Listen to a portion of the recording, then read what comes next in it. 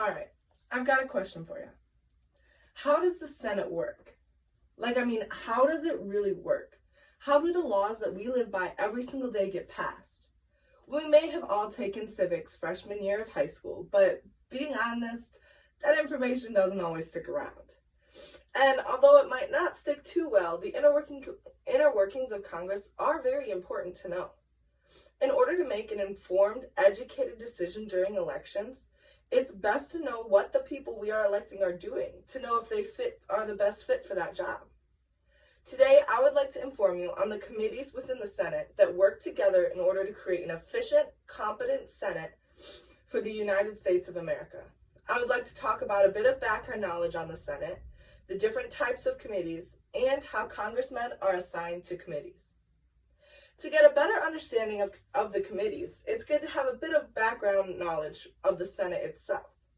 Congress is a part of the legislative branch of government, and there's two parts of Congress, the House and the Senate. Today we will be strictly focusing on the Senate.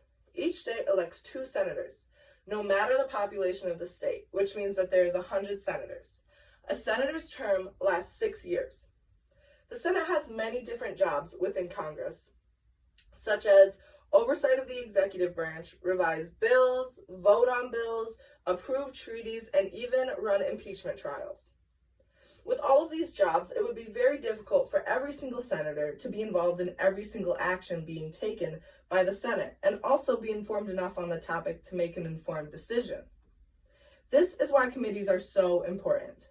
According to the U.S. Senate website, committees monitor ongoing governmental operations, identify issues suitable for the legislative review, gather and evaluate information, and recommend courses of action to their parent body. With thousands of bills and being introduced to Congress each year, it is much more manageable to write legislation in smaller groups. Committees allow Senate members to develop specialized knowledge in their area of preference. It would make sense for a senator from Iowa to be on the Agriculture, Nutrition, and Forestry Committee more than it would make sense for a senator from a state like Connecticut or Maine, where they have very little agriculture involved, to be on this committee. There are different types of committees as well. There is standing, special and select, and joint committees. Standing committees are permanent committees whose main job is to advise the Senate on major areas such as budget, agriculture, ways and means, and armed services, where most proposed laws fall. Special and select committees are created for specific purposes and are not permanent. These committees are mostly created situationally. An example of this type of committee is the 1973 Select Committee to investigate presidential campaign activities. See, this committee was created after Watergate, but as soon as this committee, along with any other special or select committee, submitted their final report to the Senate, the committee expired. It was no longer present. Something unique about this type of committee is that members are appointed by the Senate, its president, versus the typical way of appointment, which involves the major parties and individual preferences, which we will talk about later. The last type of committee is joint committees. Just as the Senate has committees, so does the House, the other half of Congress. The House and the Senate have some overlapping jurisdiction, which is where the joint committees come in. Joint committees have both members on the Senate and members on the House. An example of a joint committee would be the Taxation Committee or the Joint Economic Committee. How are senators assigned to these different types of committees?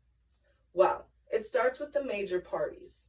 The major parties assign their members to committees based on the senator's background knowledge, the senator's preferences, and the areas of interest of their constituents.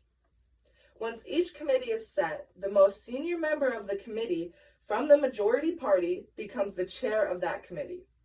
As chair, this person gets quite a bit of power when the full Senate is deliberating on a bill that committee was involved in writing. After this, each individual committee will then assign themselves to subcommittees, which is just another step to getting even more expertise on the topic.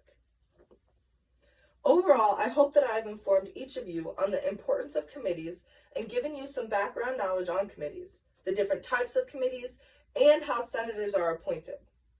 This knowledge is extremely useful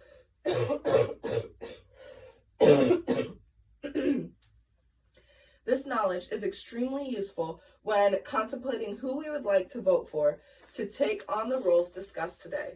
And I hope that I have helped you guys out when the next election rolls around. Thank you all so much for listening.